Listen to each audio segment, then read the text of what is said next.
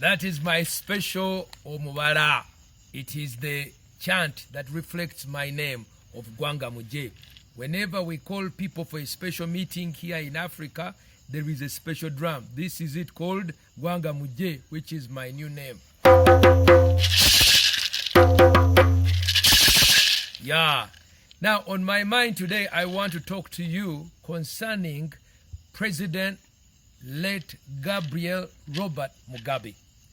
Why is a man who has done so much for Africa, who has done so much for Zimbabwe, so vilified, so hated, especially by the West? I want to share with you some reflections on Robert Gabriel Mugabe as the hero that we need and that we need to look onto during this hour. Robert Gabriel Mugabe was born in 1924. That's a long time. Just after the First World War. He was born in Zimbabwe, which was Rhodesia at the time. The man just passed away a few days ago. And he was a freedom fighter. He was a teacher. He was a prime minister. And he was also a president. He featured for 40 years on the political landscape of Zimbabwe. We know him as a man who has stood out for the empowerment of black people to own land. And because of that, he was hated by the white colonialists. We know him as a man who stood strong against homosexuality. And many quotes about him have been spoken concerning how he told Barack Obama and the Europeans. He says to them, look, if you guys, I can lock two men in one room, and if the two men produce a child, we will accept homosexuality in Zimbabwe. I mean, what a colorful character. He was a man who told Europeans to honor their agreement. Many of the people who are watching this are not aware of the Lancaster Agreement, because when Robert Mugabe and his team of ZANU-PF fought to overthrow and they entered into agreement with the colonialists, there was a guarantee concerning land. It was always about land.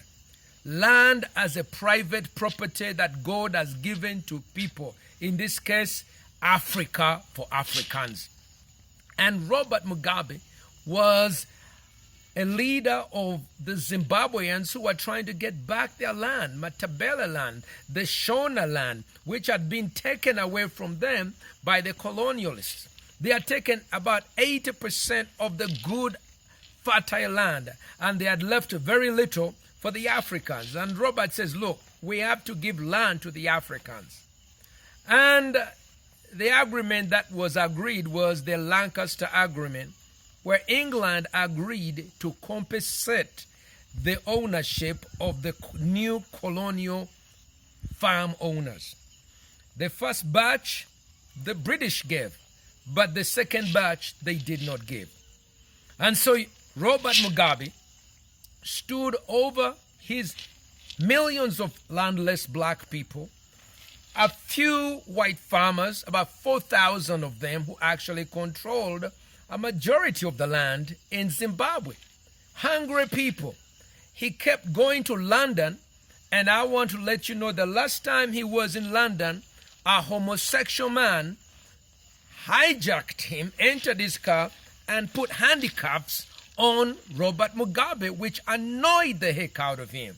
He swore never to go back because this homosexual hated the fact that Robert Mugabe was Team Straight Nation and Zimbabwe was straight.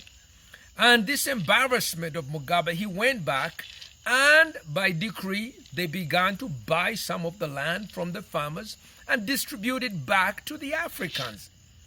That's why the Europeans hated him. That's why many Zimbabweans loved him. Even when they propped up the other opposition, Robert Mugabe was always respected. And even today, in his death, we respect him. He cared about the African. He cared about the need of Africans to own land. Land ownership is a basis of private property which is rooted in the word of God. God is sovereign. He controls the heavens and the earth, but he has given the earth to men and women so that we can manage it and we can be able to dominate. And land is supposed to be given from father, mother to son and daughter. It is not to be taken away arbitrarily.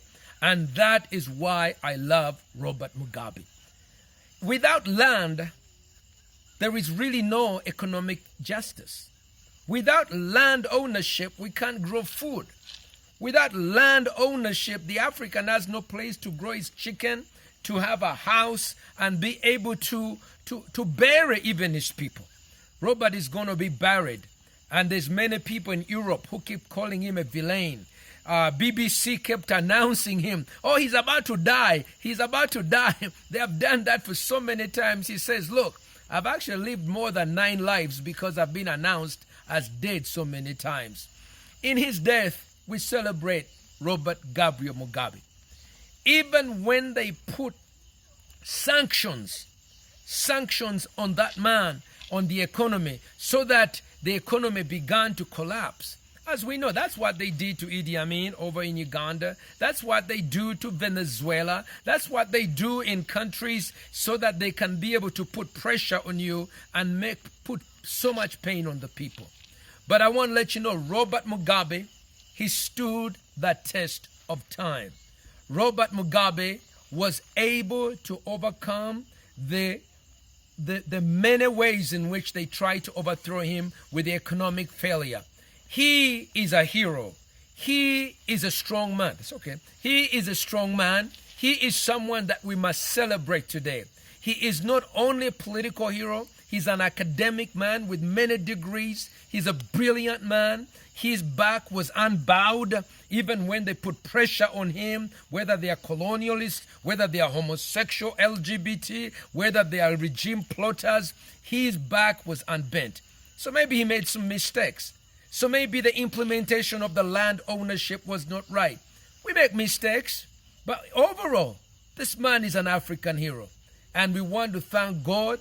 We want to celebrate the life of Robert Gabriel Mugabe. And I want to offer him our African salute, a 21-gun salute. This is for Robert Mugabe. He's our hero. Robert Mugabe. He fought for our land. He stood against LGBT. He protected the family. He's an intelligent man. He's a Christian man. He's a very smart man. He's a hero. He was married to a woman and not to a man. And he survived all the attempts on his life. He dies a hero. Hey! Rest well, Robert Gabriel Mugabe.